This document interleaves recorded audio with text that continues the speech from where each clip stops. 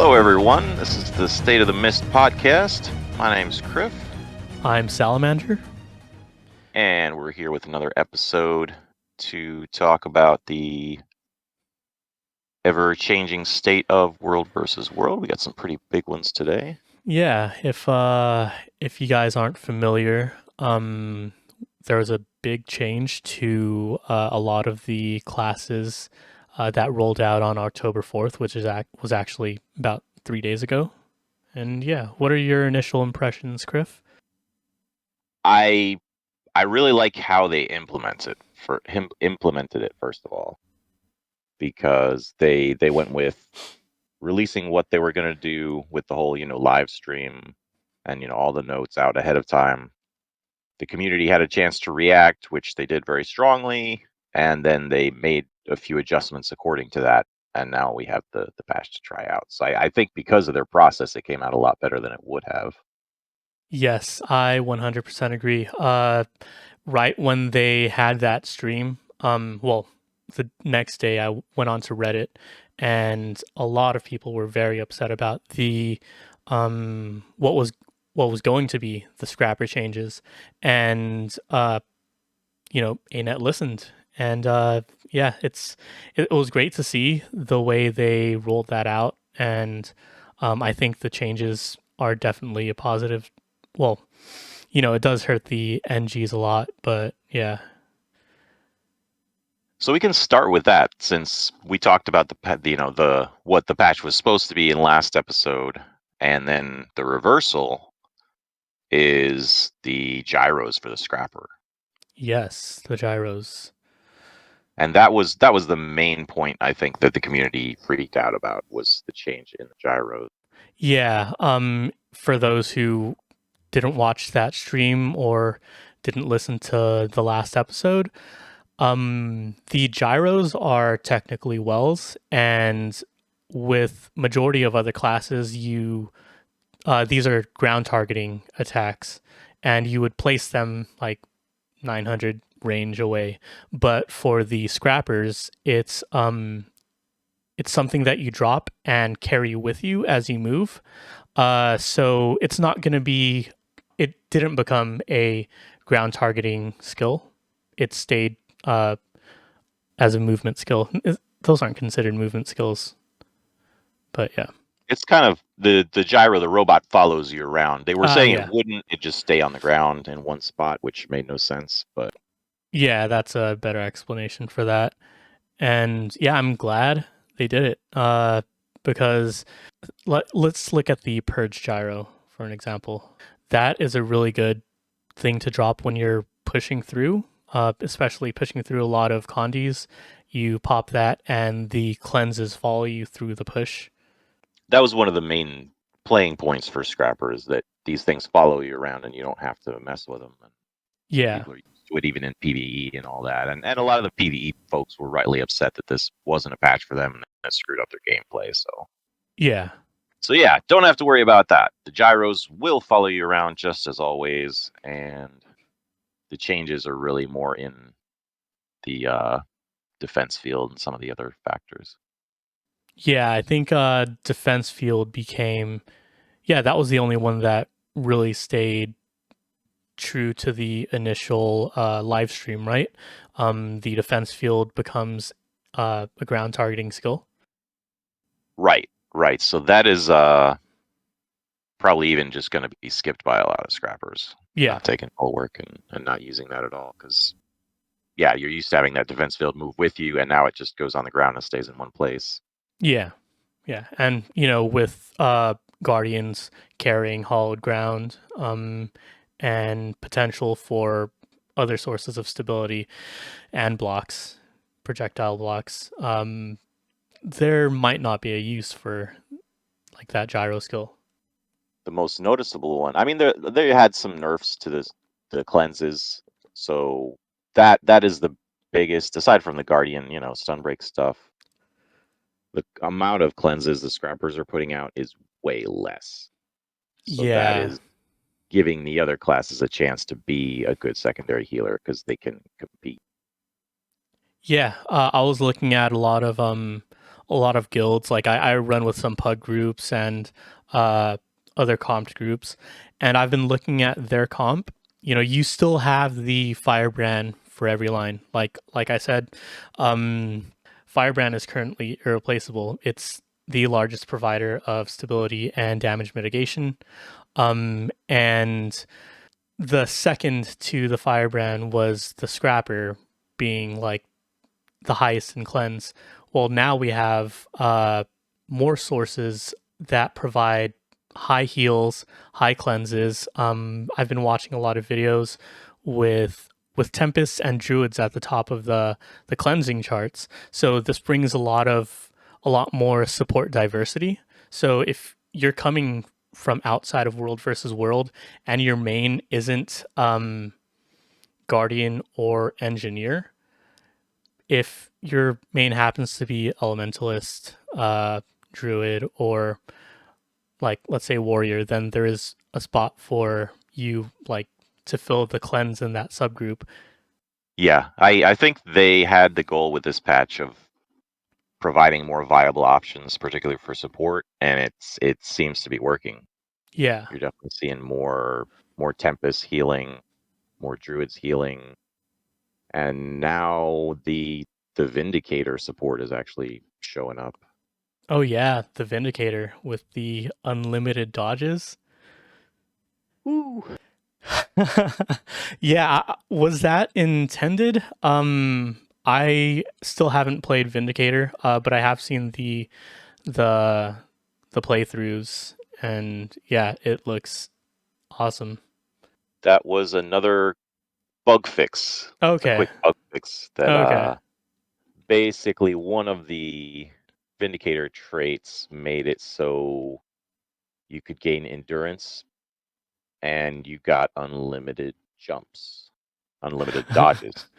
So these Vindicators are just dodging over and over and over, and they do damage every time they dodge, and you can't hit them because they're dodging.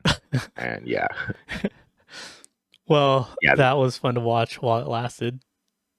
there's some videos out there. It was pretty silly and not really. Yeah, it was kind of game breaking. You couldn't do much with that, so they had to patch that real quick. Yeah. And that seems to be the nature of the patches. They kind of have always something they couldn't have predicted or something they screwed up, and then some kind of fix to it. Yeah, it always happens. We still see small adjustments here and there.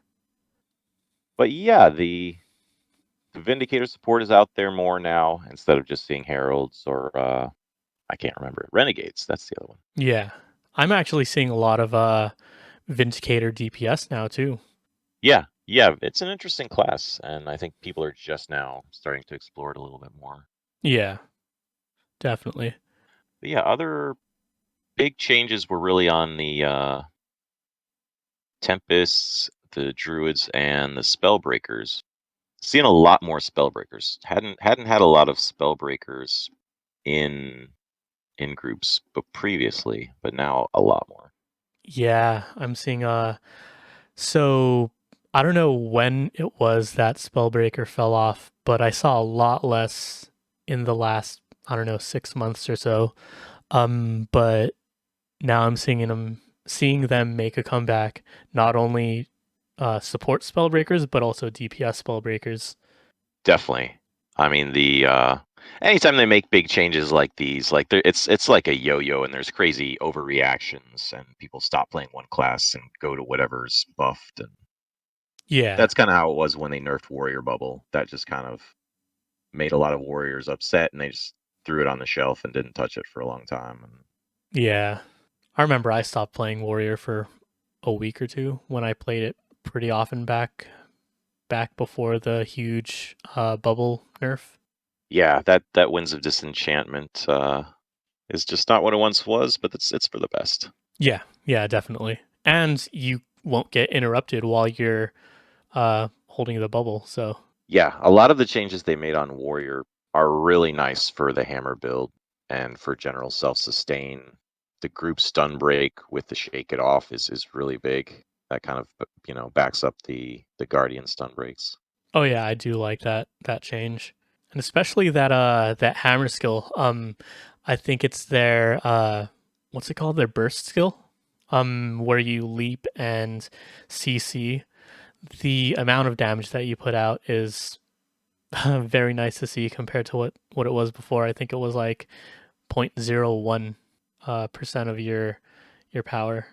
Yeah, having no damage on that weapon really at all is kind of disappointing. Well, it was. Now you can actually do something with it. Yeah. Yeah, I was playing it the other day. Started in hammer, got off a few CCs, went into axe and spun around a little bit. It was fun. And the damage was nice. For a class um that does that many boon strips, uh and with cleanse potential, the amount of damage you get off of it is pretty nice. It is, yeah. Yeah, I mean, you should never not be doing damage as warrior, I think. Yeah, yeah. Yeah, the change to Berserker is nice too. You can get into Berserker mode a lot simpler, I think, and get your burst off either way. Yeah. Yeah, I've been seeing a lot of berserkers at the top of the DPS charts too.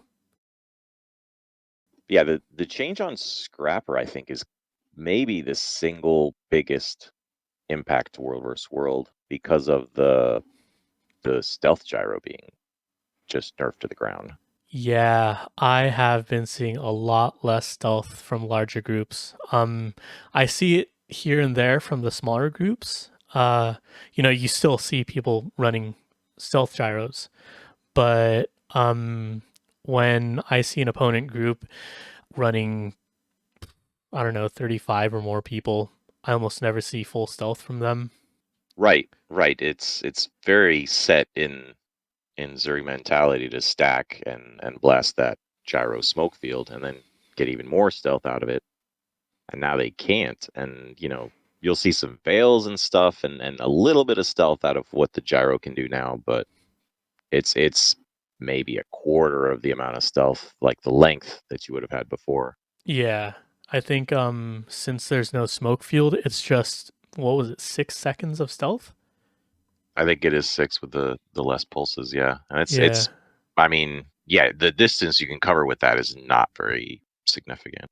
yeah, no, And I like it. I think it's making the fights more engaging, and it's not just, oh, long stealth, here I am, I'm gonna hit you and win, and then it's over. yeah, yeah. That's like maybe a little group can pull that off, but like a group of 40 just stealthing and then showing up is just a bit over. You can't really counter it very well. Yeah, it was always rough seeing that huge like blobs just stealth bomb you. It's crazy, especially if you're running like 20. Yeah. But yeah, I think a side effect of that is that there's a lot less scrappers playing, at least in that support role. Yeah. So what do you think that's done to the meta? Cuz I was thinking because there are less scrappers, you're going to have less what is it? Conditions being converted into boons through that. I can't think of the name of the trait, but because of that, you'll want to run what is it, resistance, so that the non-damaging conditions uh, don't alter your movement speed or anything, and you'll also want um, well, it also opens the door for more condition damage. You know, burns aren't being converted into blocks. So yeah, Yeah, I think there is a potential for condition damage to be stronger since there's less cleanse going on. yeah, A lot of guilds are, and just commanders and pugs in general are definitely in flux though. Like they're not really sure where to land on what to do with their groups. I've talked to a couple commanders that are, guild leaders that are just like, oh, they're gonna patch it again. I'm just gonna wait and see what happens.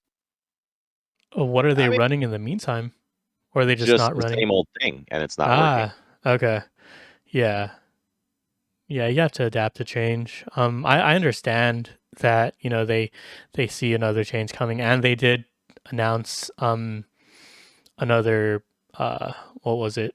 Another balance update in the near future. So I understand why they don't want to completely change their comp and go through a whole new line of training and footage review for their guild, but yeah. I don't think the next patch is intended to change a lot for World vs. World. I'm not expecting a big shift out of that one, but I mean they change stuff all the time. Yeah, yeah, that's true. I'm assuming the next patch is more going to lean towards updates to PvE. Yeah, but no, you gotta adapt. I mean the game is changed, and you have to change with it. You can't just wish for the olden days. Yeah, the good old days. Yeah, that'll be the kind of interesting thing to see how the quote unquote meta settles in the next weeks and months. But for now, it's Wild West, and some people are keeping up and trying things, and some people are not. Yeah. But yeah, it's definitely shifting to more melee. It looks like the the movement before the patch even was in more groups doing more melee, but now yeah, there's heavy melee pushes with Reapers and Warriors and Bubbles, and it's a bit more aggressive. Yeah, I have been seeing that a lot more lately. It's really nice to see. You get a huge rush when you push into melee, and it does make your support work a little harder, but the fights are, I don't know, it's nice to see the wins. Yeah, it lets us get right to the action a little bit more because before with the excessive stealth, you know the other team has an excessive stealth, so you kind of have to wait for them to use that before you really get aggressive and bait it out. Yeah. Now you don't have to, and you can just go for it. And that's yeah, it's getting right to the action. I like it. Yeah, that's good. And you know, with the nerf to heal scrapper, maybe we'll see more power scrapper with all that cleave. Or I'm just gonna go back and say Hollow Smith, maybe. Yeah, I think there are more damage scrappers out there. They got a few nerfs with their boon rip, but I don't think it mattered that much. Yeah, no, I don't think so either. Yeah, the chronos are providing stability, so that's good. Otherwise, I mean, I don't know. I don't know about the druids. I've seen a few druids trying. We don't really have druids, so Yeah, I've seen one, I think one druid so far in a Calm to World v World group. Heals were good, cleanses were good. Their elite was really nice. Um, like I think that's what it was. So I was downed and I think they used spirit res on me and it pulled me to in their direction, but like it didn't just pull me there and then res me. It resed me and pulled me at the same time, which was amazing to see. But yeah, like you said, besides that one druid, I haven't seen too many. Uh, it, I really do want to see some more, especially in our comp. Um, who was it? Uh, Ty Taigeta or Taigeta from yeah. SF.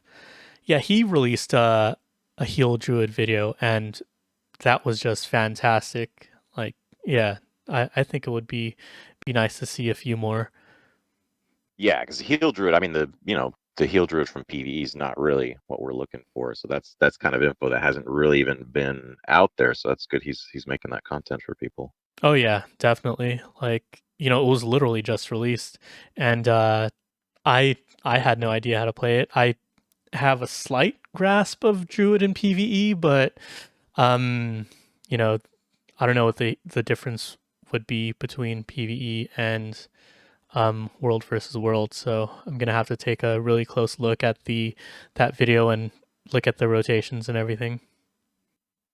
Hey, Salamander, What's up? when you're in World versus World, do you ever feel like your armor isn't shiny enough? I do all the time. Well, try Poobadoo's Shell Wax. It makes your armor shine so bright that you will blind your enemies. Message from our sponsor. But seriously, we're looking for sponsors, guys. So if you guys want to sponsor the show, we can put in a little blurb. But now back to our show. we have another big happening in World versus World. They What's have put out this? the announcement for the season, I guess the winter season, a roadmap fall and winter. Oh, yes. We've got a World versus World restructuring beta. I am super excited for this. What about you, Griff? Very excited. It's yeah, we've got other allied guilds that we get to play with again that we haven't seen in a while, and yeah, it should be fun to mix it up. Yeah, really looking forward to that. And the last one was very, very recent. So it seems like these the world restructuring betas are coming a lot more frequently, which is really nice to see. Please hook it up with that experience boost. What's it called again? The world beta Oh boost yeah, the stuff? Call of War. Yeah, Yes. they did say that's in there. Yep. Okay. So yes, 14th through I guess it would be the 21st. We'll have the extra XP. So good time to get in World vs. World. Yeah, that'll be great. Be sure to stack your boosters. Don't forget to select your guild or alliance fill guild. But yeah, Yes, they put in the patch so you can select your World vs. World guild in the World vs. World tab at the bottom. And that has to be selected by the 13th. You have to do it ahead of time or they'll just throw you wherever. So check the box for your favorite World vs. World guild in there and you can play with your friends. yes.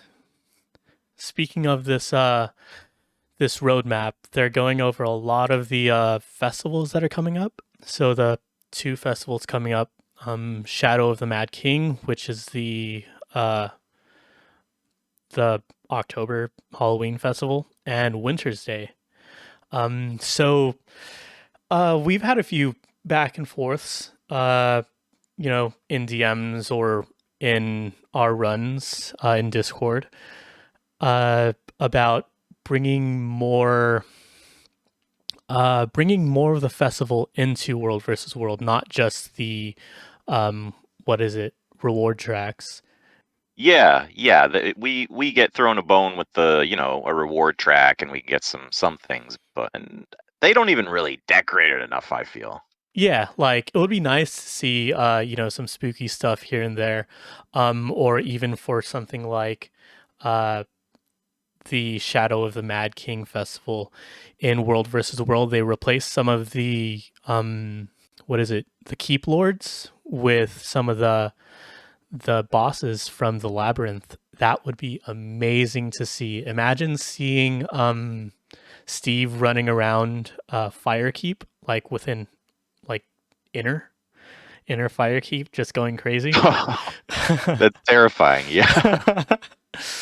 I mean, yeah, it would be insane. Or I don't know, maybe make him stay on the platform, Lord's Room. But yeah, something fun. It doesn't have to be anytime soon, but I think with the changes to World versus World coming, that would be one really fun thing to see.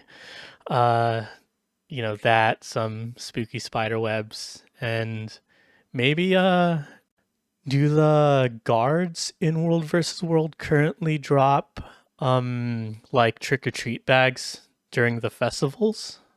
I think so, but it could be the reward tracks I'm getting them from. Okay. Yeah, I assume it's from the reward tracks, but if ANET like would have them drop from the like tower or keep guards, that would be awesome. Or even like camp guards. Maybe not as frequently as the drop rate in the labyrinth though, because I think that would be a little overkill for the rewards, to be honest, since you do still make gold from the reward tracks and the pips. Man, they could even just like use Halloween tonics on the guards themselves, and that would be something Yeah, crazy. Yeah. I'd be content with that, to be honest. But Yeah, I'd feel like we're part of the festival more. It'd be something different. yeah, I think I'm just stuck on that idea of the increase in drops, because it's usually like I have to make a decision between running the labyrinth for a few hours or running world versus world for a few hours, but it's like, why not both? Because you really like the whole reason I run labyrinth is, well, it's fun, but also lots of gold, and I don't gamble in real life. I prefer gambling with in-game things. Like I don't want to, you know what I mean? Like I want to gamble with these trick or treat bags, and yeah, or sell them for gold. Oh, so you're an opener mostly. You're gambling on getting something good. Yeah, yeah. So like, yeah, that's where I get my dopamine fix. I do it once every year. Uh, but I do save about half of them to sell because a little bit of gold's nice. But yeah, speaking of gold, this podcast has been brought to you by Cellofrag. If you haven't checked out his YouTube channel, he does make guides on gold making, different PvE guides, and some world versus world elementalist guides. That sounds swell. I'll try it out. And but back to like the festivals and everything. Yeah, I do gamble trick or treat bags. Sometimes I'll cave and use some of my own gold to buy trick or treat bags. Oh, Yeah. somebody's buying all these bags I'm selling, so Yeah. I mean, one day I'll get an infusion. one day. One day.